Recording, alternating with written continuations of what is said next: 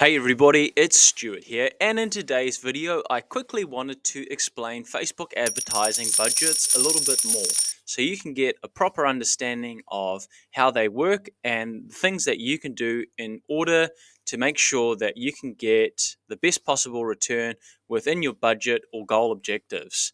So if we go into an example campaign right now, we can see if we scroll down that we have got the budget set up here at the campaign level. So if we select campaign budget, we can set the budget up right at the top. So if you have multiple ad sets running and you just want to test out which one will be most effective, you can set the budget at the campaign level. If you want to manually control the budgets at the ad set level, which is one down, you just click on the ad set budget, and then when we go into the ad set level and scroll down, you will see now that the budget is showing up here, so we can set it up accordingly. Now, the second thing to be mindful of is you can choose between a daily budget and a lifetime budget. So let's say you have a lifetime budget of $350.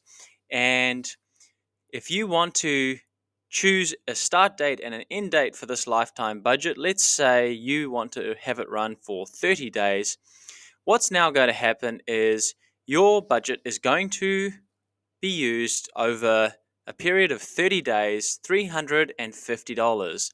Now, that's a cool thing with the lifetime budget. However, the challenge here is if you start to see really good results, it can be quite hard to scale a lifetime budget sensibly.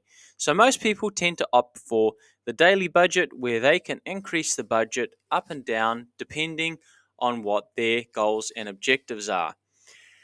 Now, there are a couple of other settings as well in the budget one, which is you can schedule your budget increases, which is a tool that has only been around reasonably recently. And you can look at the filter options here. You can choose when it starts and ends, and you can even remove the period as well and add another time period if you really want to.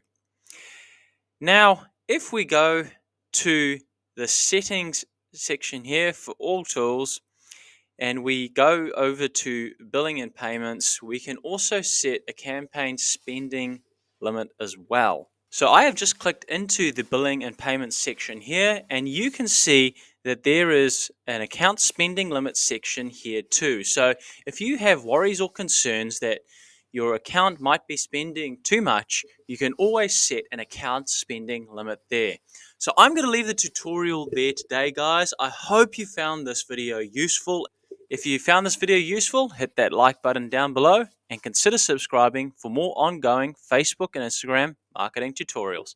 Have a fantastic day, everybody.